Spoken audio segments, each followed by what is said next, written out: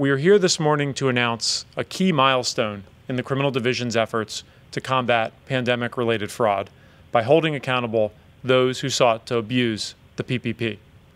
Today, the criminal division's fraud section, along with our law enforcement partners on this stage and elsewhere in this room, are announcing that as a result of law enforcement operations over the course of the last few days, and in fact over the course of the last few hours, the criminal division has now criminally charged more than 50 people who allegedly committed fraud to obtain money from the Paycheck Protection Program.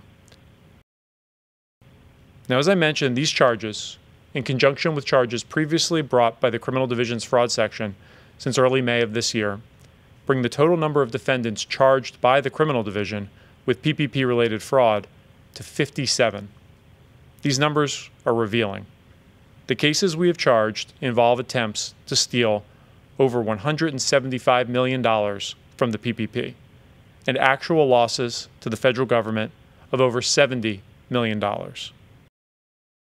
Now, through our swift efforts to date, we have been able to recover or freeze over $30 million in PPP funds, and we expect to add to that total in the future as we seize additional funds and liquidate assets that defendants have purchased using illegally obtained PPP funds. Our cases are diverse in size and scope, involving fraud ranging from requests for just $30,000 to, as I mentioned before, approximately $24 million. And they span the country. We have brought charges in no fewer than 19 separate judicial districts across the United States. I think it's important to recognize that these are not simple or easy cases to investigate, build, or charge. These are white-collar matters. They often involve obtaining and then piecing together often complex financial, payroll, and tax records for individuals and companies, and sifting through other evidence.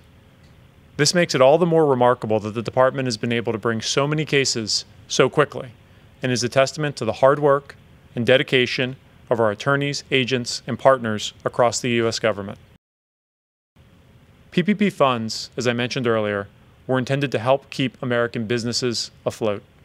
They were intended to help ordinary, everyday Americans pay their bills and put food on the table.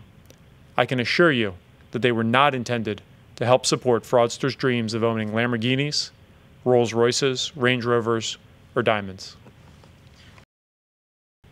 The money these defendants stole was taxpayer money. Every dollar received was a dollar drawn from the American people's account. Even worse, every dollar they took was a dollar that we had all set aside to help our fellow Americans weather one of the worst national crises in recent history. And as we allege, these defendants tried to steal those funds for themselves.